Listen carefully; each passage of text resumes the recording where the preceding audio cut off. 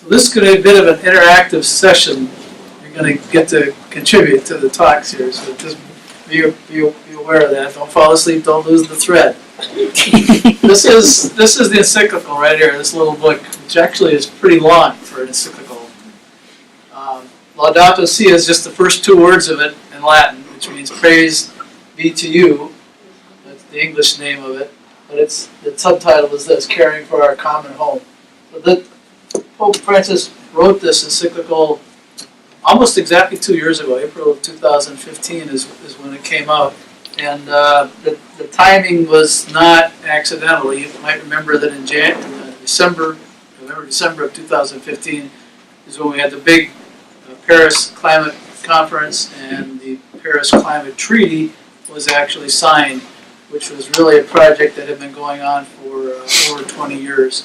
And finally, nearly 200 nations in the world got together and signed this treaty. Another thing that's unusual about this is most encyclicals are written for like the Catholic faithful, sometimes even just for the ecclesiastical part of the church. But this one was written, he says, for everybody, every human in the whole world. When Pope John 23rd, I think it is, wrote Pachman Terrace, he addressed it to a lot of people. That was on the danger of nuclear war. But obviously there were people that they really weren't involved in nuclear war. But this one is really unusual in that it is written for every single human living being, Christians, non-Christians, atheists, agnostics, everybody. His big message in this is an invitation to dialogue. He really isn't asking anything very specific except to enter into a dialogue with each other, with politicians, with economists, with all people, to try to solve some pretty serious problems. So, I told you it's going to be interactive. You know who the guy on the left is, correct? No. Who's the guy on the right? St. Francis. St. Francis. Yeah, that is St. Francis, the guy whose name that guy took, right? And what would you say he's doing? What's it look like?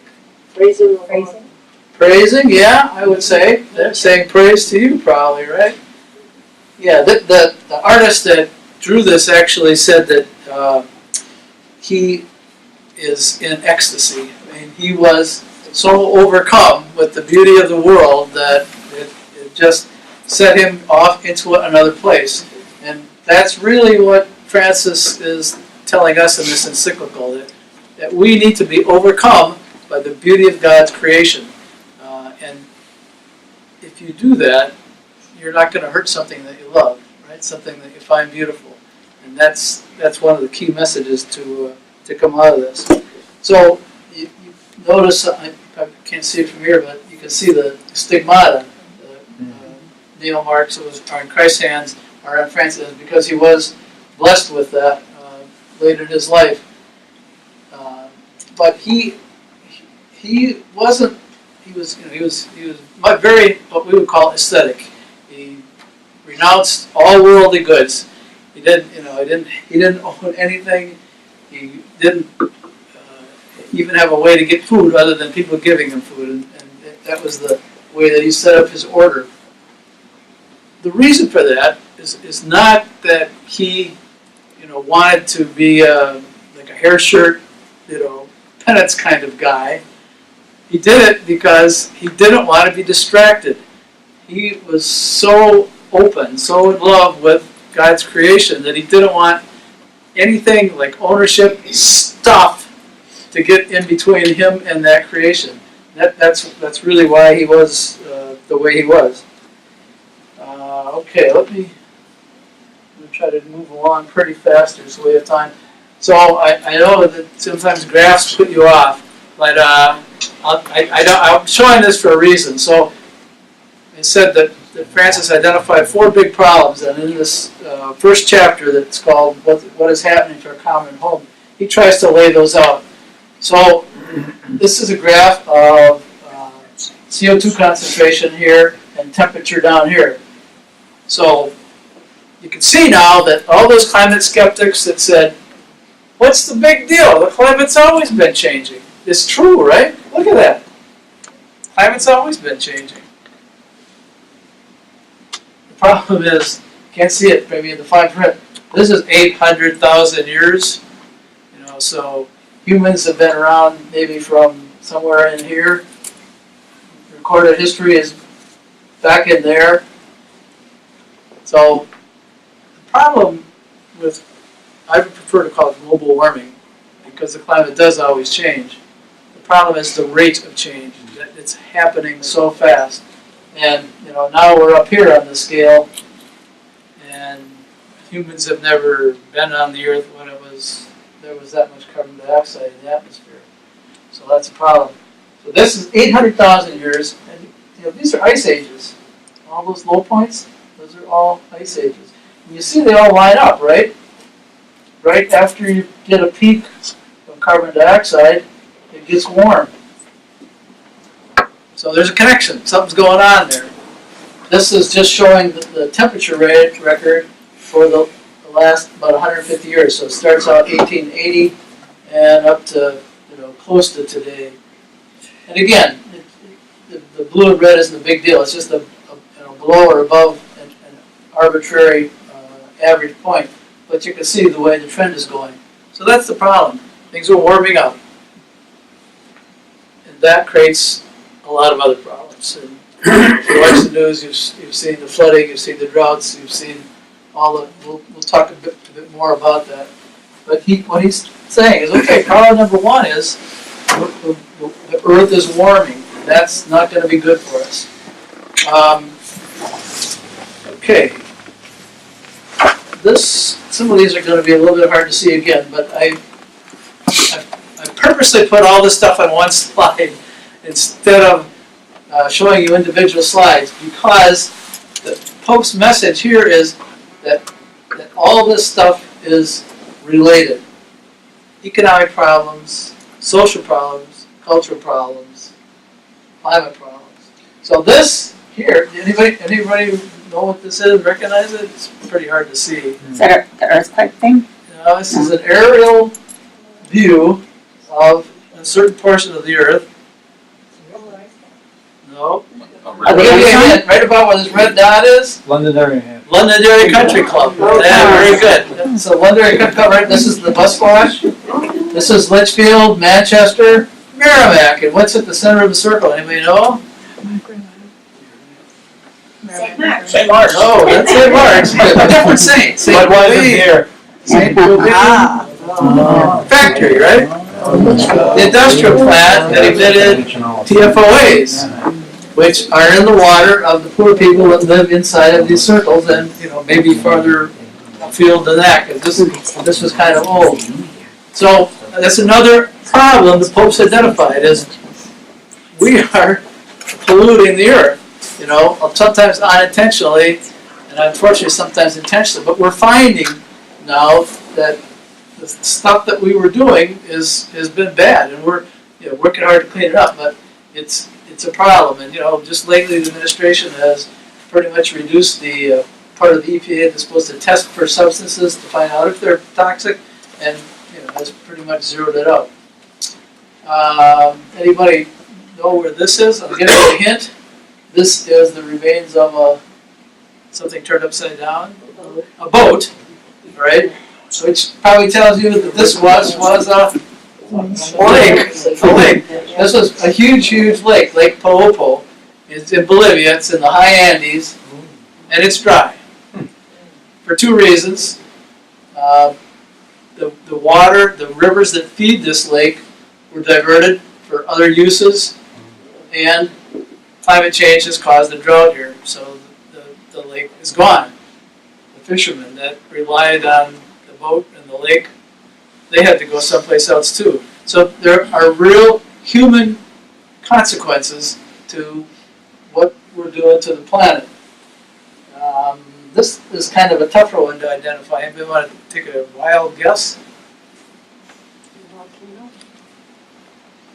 I'll give you a hint. It's in West Virginia. Coal mine. Coal mine. What kind of coal mine? Stripper. Yeah. What they call mountaintop removal. So you have a coal seam underneath the mountain. You just rip off the top of the mountain. What do you do with it? Dump it in the valley, right? So now you've exposed all kinds of stuff that was in this overburden to the air. It starts to react. It goes down the valley. What goes in the bottom of the valley? Stream. The stream picks up the stuff from the overburden. We get heavy metals, toxics, and basically poison the valley. And too bad for the people that live in the valley, right? Again, the administration recently But the people in West pulled off the rule that prohibits that. Yes. So why do the West Virginians all vote for the coal country? Because it gives them their jobs, and if they're going to live there, Right. Yep. they're making their own decisions, and that's their backyard. Right. So- Right. There's been a lot of ink spilled, and to try to answer your question, two of the best answers that I've heard are they don't think the government's giving them a fair shake, and so they want to throw the rascals out, even though it may not be in their best interest to do that. And the other is that they just, they're independent, hardy people, very proud of their ability to provide for themselves and their families, and they haven't been able to do that, and they're looking for somebody to blame. So who knows? I mean, those are just psychologists' guesses at what's going on, and sociologists, but it's definitely a tough deal. So anyway, obviously what we're doing here is not caring for creation, right? And when you burn the coal, of course, you get the carbon dioxide that does this. Anybody know what this is?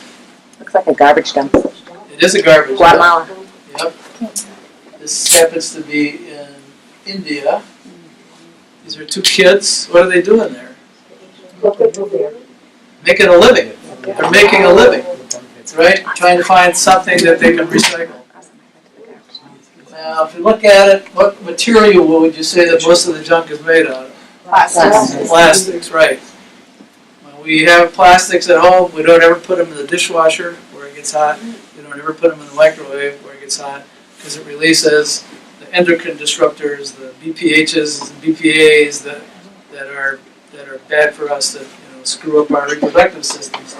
And these kids, India, warm, they're living in it.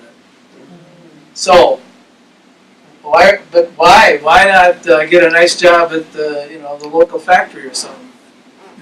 Because the economy isn't supporting them, right? They have nothing. So again, all these things they have an economic cause, they have an environmental cause, they're policy problems. It is all connected, and that is what the Pope is trying to get across to us, that we can't solve these things piecemeal, one at a time. We can't even do it all by regulation. What he's going to end up saying, and we'll talk more about this later, is we have to change us, right? We have to realize that there's more than consumption, there's more than economic gain. The next chapter he calls the Gospel of Creation, and here what he does is he kind of looks at the Bible and says, well, what does the Bible tell us about these problems? So, in the second story of creation in Genesis, God gives Adam and Eve a mission. Everybody remember what it is? This is a hint right here. Well, he does that. That's true. That's not the one I have in mind. Well, after the fall, he tells them you have to toil the earth. Well, right, yes, that's afterward. And it looks like we're doing that. But what he says is that you are to till and keep the earth when he's talking about the garden. And one of the Jesuit commentator says it very nicely. He says, we've done a really good job of tilling, but we haven't done too well at keeping.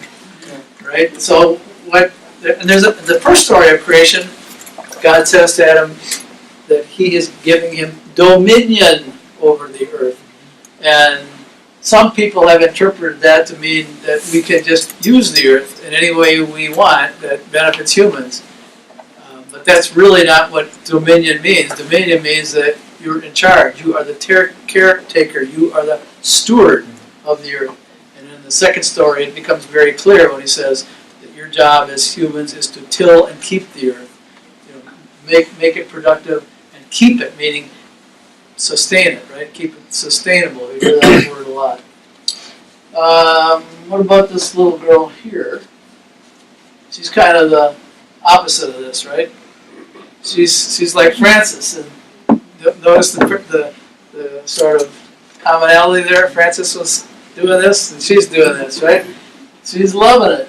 This is the kind of person that we want taking care of the world, not necessarily the industrial agriculture that is using up the dirt and using up the water.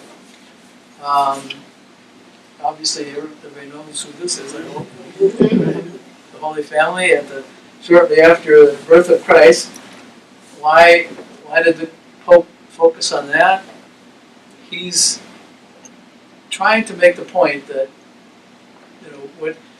in the creation story, every day God goes to work and he does something, and what does he say at the end of the day? That's good. Yeah, he says that, and he saw that it was good.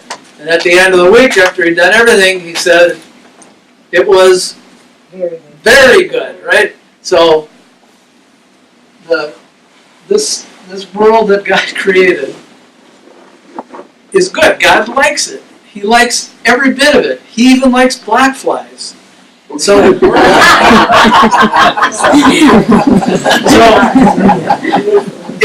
God likes it, then we need to respect that. We need to take care of it. But then, 2,000 years ago, beyond that, even though every atom, every bug, every bacterium, every animal was created by God, God did it out of love because he liked it. But when Christ was born, then God entered into the physical world, right? So this is like a whole new level, as people like to say. Now God is a part of humanity, but part of all of the earth. So it elevates things even more. So everything shares in God's life. Christ always talked about the kingdom of God, right? And he wasn't talking about up there. He was talking about down here. He wanted to create a kingdom here, a kingdom of loving people. So the Pope points to that incarnation, saying, if there was a time when God, through his Son, entered into our earthly, material world of stuff and animals and people, and now we have every reason to not harm anything that basically is sharing God's life through Christ. This is my favorite slide of the entire presentation. So in this chapter, so far the Pope has said, well, we got some problems. We have some guidance from the Bible. But what's at the root of these problems? Now, I don't know if anybody here have an Audi? If you did, you aren't admitting it, right? So this is the Audi A7. We're talking top of the line here. This is like, the Super Waco, best kind of Audi you can get. And here's this lady. What kind of what if you had to describe this lady, what she's like, what would you say about her? What do you think? She's very Cold, tall. probably. She's cold. Cold. I was going to say tall. There's a long ways. She looks like a businesswoman in a suit. Blue collar, middle class, upper middle class, 1%. Say white collar. What? I mean, those are nice heels. Yeah. I will say, she really got gypped on the skirt though. She did. She looks like You the probably paid X too and much Y for it. generation. Yeah. Yes, that's exactly right, pay too much.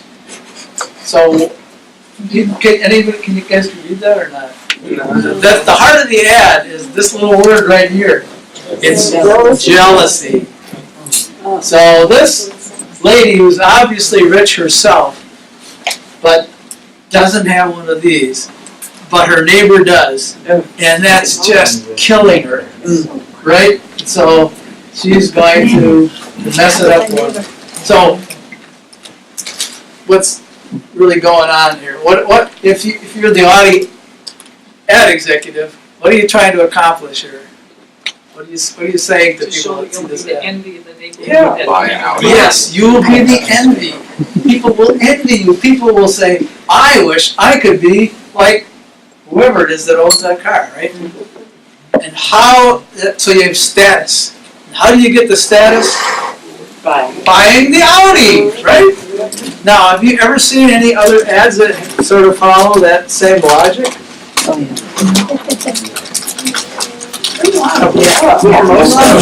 Every car ad is almost like that. You don't see anybody talking about the anti-friction lubricants in the cylinders. You know? It's always beautiful people driving along, having a good time. They're wonderful. Everything's wonderful. So, what the Pope is telling us is, look around. You're trying to buy happiness. You're trying to buy stuff. You know, you clothes and everything. Like whoever said that she paid too much for this, that was exactly right. So they've made a god out of stuff. The Pope calls it consumerism, and it's really what economists think makes the world go around. 2/3 of the U.S. economy is consumers. The other part is industry and businesses, you know, buying stuff to make stuff for consumers. So he's saying this is not a good way to go. This is not going to get you there. Saint Augustine says, "Man's heart is restless until it rests in God," and this is not what she's thinking about. It's not what the guy who bought the Audi is thinking about. They're basing their worth on what they own, right? Or we can buy the super expensive perfume, and then you'll be, you know, really super good looking for one thing. If you notice, all the women that get the expensive perfume and the ads and all that, they're always very good looking. So it must be the perfume that does it. And you know, we can just go on and on. Clothes. I mean, so say let's look at ourselves. Let's look at what we're doing here. Let's step back and keep in mind that every decision to consume is a moral decision. Why is that? Because everything that you buy has resources tied up in it, whether the developer or the manufacturer had to pay for them, or they were just free resources like the air and water. So we use those up. I mean, 20% of the world uses up 80% of the resources. If everybody lived like we did, they couldn't. It can't be done. There isn't enough material in the world to support our lifestyle, you know, being shared by everybody. I mean, even in America, we use twice as much energy per person as Europeans. Most people think Europeans don't really have it all that tough, right? So, you know, the Pope is telling us, hey, you know, let's look at what you're doing here. All right, here's some pictures that are tough to look at. Some are, some aren't, I guess. Where did these pictures come from? How about this one? Again, it would help if you had really good eyes. But this on the bottom says, "Schön, dass du bist da." Germany, right? Means glad you're here in German. So this is a crowd in Germany. It's has come out to welcome Middle Eastern refugees into Germany. Germany has taken close to 1 million refugees. How many has the United States taken? About 10,000. And we're trying to keep them out, right? Actually, aren't we trying to fix the problem so that they don't leave their homeland? Yes, and That's what we really should be doing, because people want to be where they. That's they're right, from. including all these that million refugees would like to be back. There's no doubt about it. So I think there's a short-term problem and a longer-term problem and they certainly both need our attention. Yeah, we just need to take a balanced approach to it and look at it that way, because Or a both-and approach. yeah, these people are dying trying to immigrate instead of fixing the political issues. Right, and here's one right here. Yeah. This little Syrian Kurdish kid. You've probably seen this ad before. This picture before. This was all over the news 3-4 months ago. So, how did he end up here? Well, he ended up here because he was fleeing the fighting in Syria. Why was there fighting in Syria? Largely because there was a drought, and a large part of the population in Syria couldn't make their living on the land anymore. They moved into cities. They couldn't be employed. They didn't have housing. They didn't have food. The government wasn't taking care of them. And so they started demonstrations. The demonstrations turned violent. We know the sad story.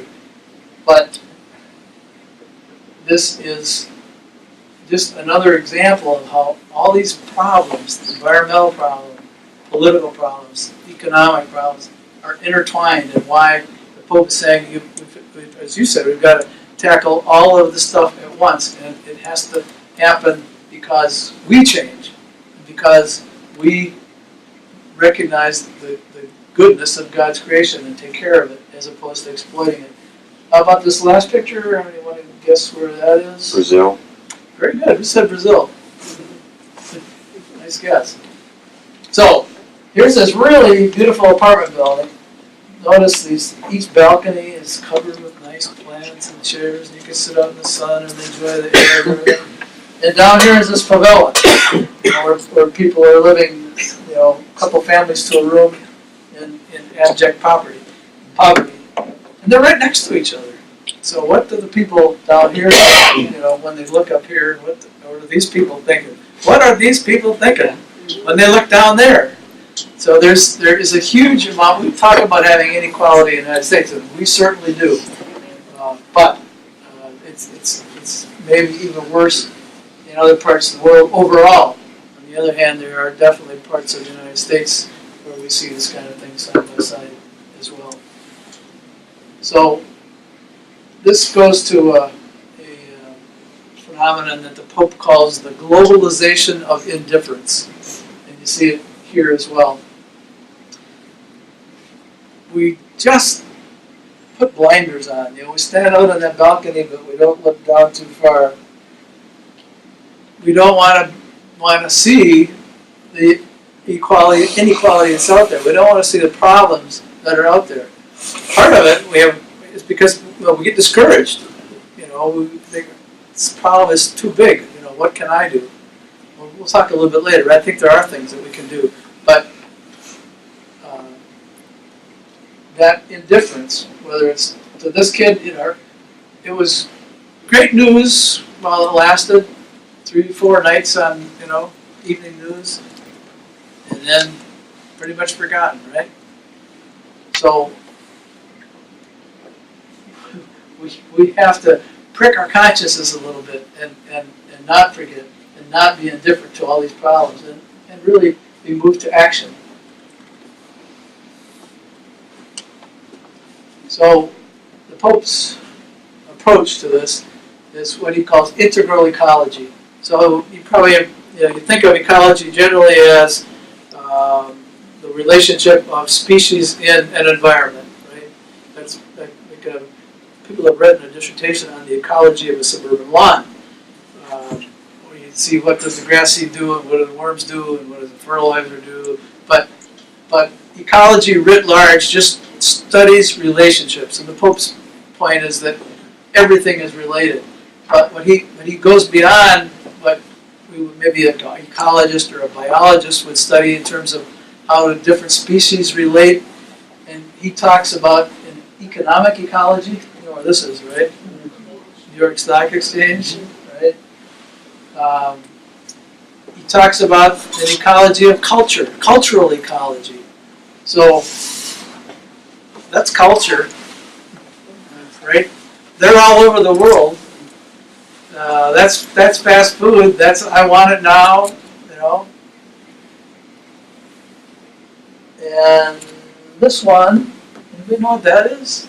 Is it the pipeline up in? Very good. Yes, that's the Dakota Access Pipeline. Going to come through here. You can see the bluffs on the other side. And there's water behind. So this is the encampment that Native Americans put together to block the building of the Dakota Access Pipeline. And you can see there's snow on the ground. It's winter. Their argument was that water was sacred to them. That land was sacred to them. That was part of their culture. And the Pope is saying, we can't just disregard that. We can't turn our back on that. Just because economic interests might want to do something, or even good-hearted ecologists might want to lock up some land, but if locking up that land is going to make it hard for the native people to live there, then that's a problem. So he wants to see all of these different types of ecology: cultural ecology, economic ecology, social ecology. This little guy, I'm not sure where I got this picture. I would guess it must have been in Africa. It's not a real fancy water pipe that he's drinking. But water is another one of the four big problems. So we've talked about climate change. We've talked about pollution. But another one is water that Pope identifies as a huge problem. You've seen the ramifications of it in some of the other slides. So that approach of integrating all those things, which is complicated, it's hard, but it's what needs to be done. And to do that successfully means going into it with a good heart, caring about all this, about people's culture, about people's well-being, and about an economy that works, that's fair. Now this slide, I would like you to give me a caption for this picture here. Myself and I. It's good, yeah. Yeah, I think that when I found that it was called "It's All About Me," right? And, so again, the Pope is talking here about integral ecology, and he's saying, no, it's not all about you. It's about all of us. And not only that, it's not only all about all of us humans, all the creatures, but it's also about future generations, which is why this charming family is here. Now you'll notice, for those of you that know my grandkids, they're a lot younger on this picture than they are now. But I did that. But you also notice that I was just the same. But the whole point is that these kids, a lot of them are going to live to the year 2100. God bless them. Any kind of luck at all. And if we don't do something, it's going to be a really miserable world with not enough food, with too many people on the move, with crazy weather. You know, that one of the big advocates of doing something about climate change is the Department of Defense. Now, I worked there for 21 years, so I know it's a pretty conservative outfit. But they know that the cause of future wars is going to be driven by climate change. And so they're saying, look, we've got to do something about it. And of course, this charming couple here, Yeah. So looks can be deceiving, is the point here, right? Because they've done some terrible things. So this guy here, this is another picture from Syria. All right, enough doom and gloom. So, we've talked about the problems, we've talked about the root causes, we've talked about sort of a way of thinking about this in terms of integrating all these things. What does the Pope recommend that we do? Everybody know where this came from? This picture here? This is a big moment to replace the December 2015. Yeah, this is the moment after they took the last vote and the president gavelled the thing down and said, we passed it. We passed it. But, we had to be unanimous. I mean, this is, every nation had a veto. So this is 195 nations agreeing to sign this climate agreement to try to limit global warming to less than 2 degrees and to be accountable, to make reports on what we're doing. So one of the things he's saying is we need to work at the international level. So yeah, it's true. There's nothing that really you could do by yourself. It's just too big of a problem. I mean, you should change out those light bulbs, you should get an economical car, you should do all those things. Get your solar panels, but it'll help all if we all do it. But even that isn't going to work unless we work at the international level, the national level. There are things we can only get done at the national level. We have to keep a level playing field for businesses and whatnot. That's going to have to be done. So we really do need to influence our legislators, our governor, our president, our politicians in order to make some of this stuff. So that's one thing that he suggests. Everybody know what this is? Yeah, New York Stock Exchange. This is the trading floor. So each of these islands has a certain amount of stocks, and all the other guys the brokers run around and try to make deals. Most of it really happens online now, but this is sort of the picture of it. So another thing the Pope is suggesting is we need to think a little differently about how we organize our economy. These guys are totally driven by profit, and to their great credit, a lot of businesses are picking up on some of these problems now. And they are looking beyond the bottom line. And it doesn't hurt that being green can help the bottom line. So you've got a company like Google, big company, going to be all renewable energy by I think the year 2020. And a lot of companies like that. A lot of big gas and oil companies have said we need a carbon tax. So it's going on. But the point that the Pope is making is we have to get away from just being oriented on profit. And so we have what's called the divestment movement, where people are urged, especially large institutions, like I don't know if the diocese has an endowment, they probably have some kind of investment account. Get rid of the oil and gas stocks out of so that we can encourage people to move away from that.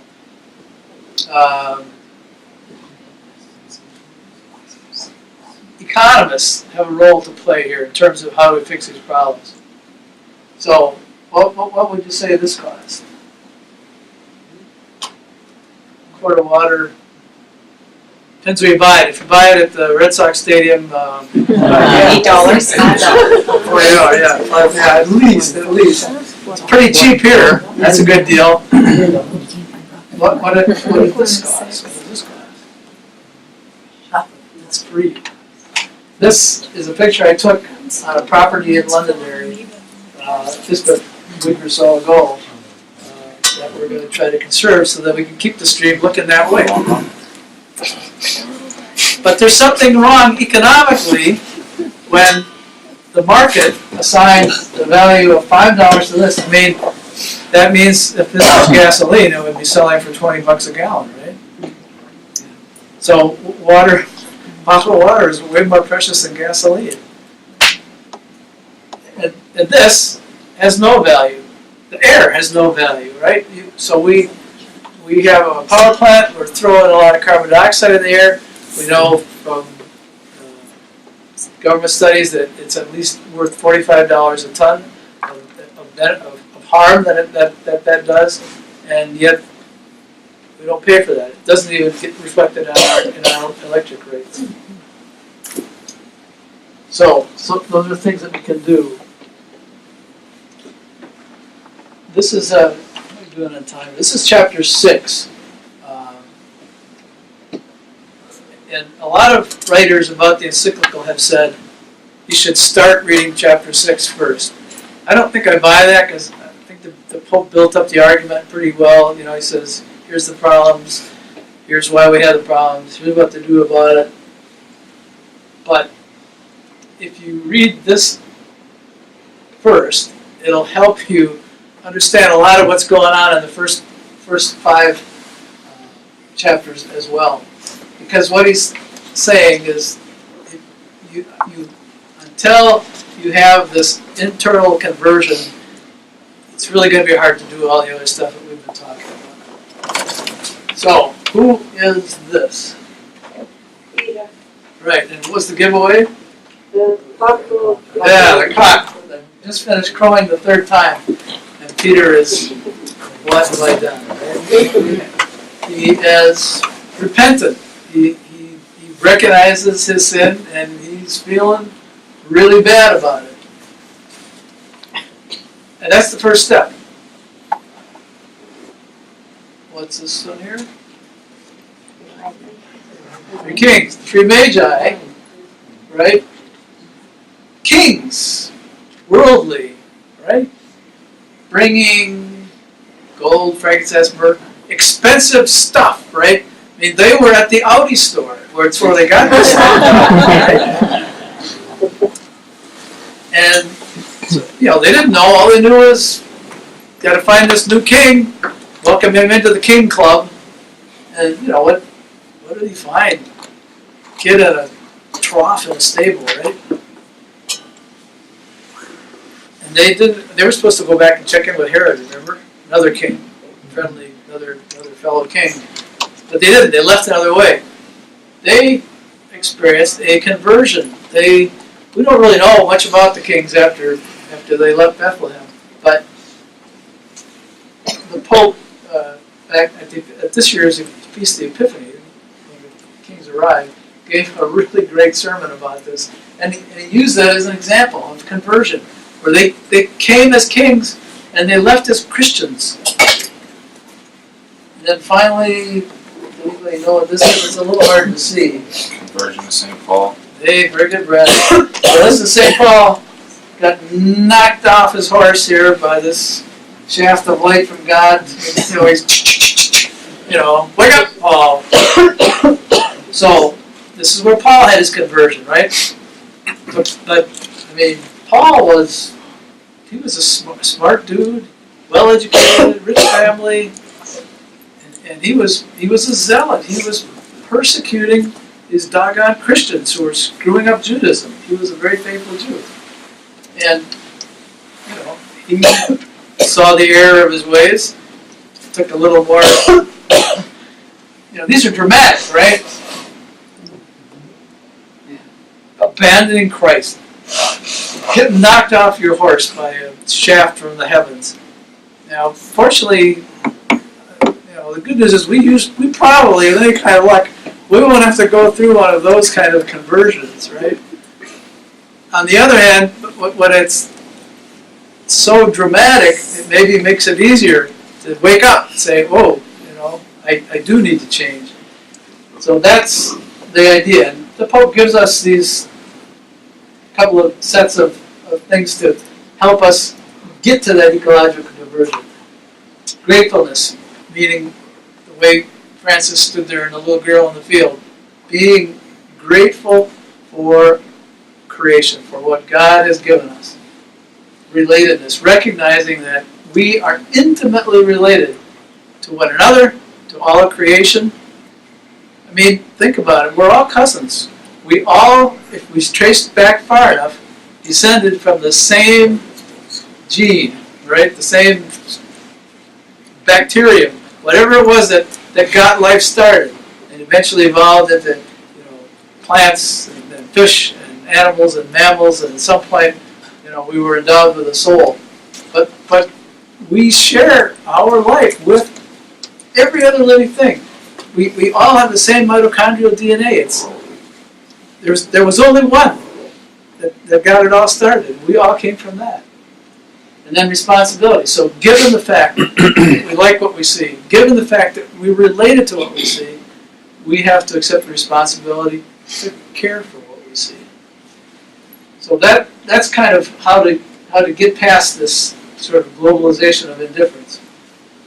And then, if we are truly converted, we're gonna sort of live our life with these three convictions that each creature reflects God. God created everything. God loves everything. Christ is in everything, and we have to act accordingly. And that's kind of subsuming the second point there too. The third point is one that I think is not real commonly known and wasn't really taught about that much until 40, 50 years ago. And the way Pope puts it is, when God created, He limited Himself. Meaning, have you ever seen, there's a little cute baby bib, and it says, "Be patient with me, God's not finished yet." Have you ever seen one? Yeah. All right, so this is kind of the idea here. So God created a dynamic world. It's not done. It wasn't poof, instant creation. Everything just the way it is, and it's in a sort of static state. The universe, and certainly our world, is always in a state of becoming. It's changing. It's evolving. It's getting better. It's on a path toward God. I mean, just think until Christ came along, which is like, it's a very small part of human history, just recent past. We didn't know about the Trinity. We didn't know until 10, 15 years ago how the universe evolved. And we are learning all that. We are learning more and more. And we are the agents of a lot of that change. Unfortunately, some of it not for the better, like global warming. But we're going to be the ones to fix it too. So we are co-creators. God created the world, but He lived in Himself. He isn't finished. That's on us to continue making the world. It's what we call work. It's work. It's what we do. We are made to work with the stuff of the world, the stuff that God created, and make it better. We're made for relationships, and that's the final point, and maybe the most difficult one that I'll talk about.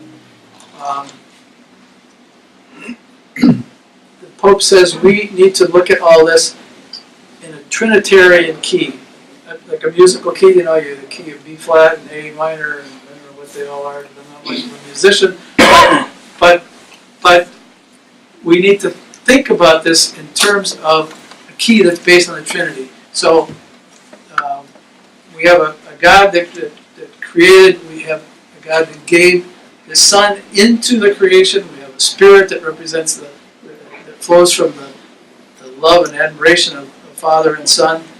And so God is this constant burning relationship between Father, Son, and Holy Spirit.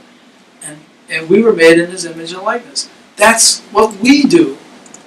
You hear that expression all the time. This is what I do, right? That's what we do. We live for relationships. Certainly with each other, of course with God, but also with all of creation. And that's our work. It's easy to say, harder to do when you get down to the specifics. But approach it with that background that God created this dynamic, changing world that we are co-creators of. That's our job.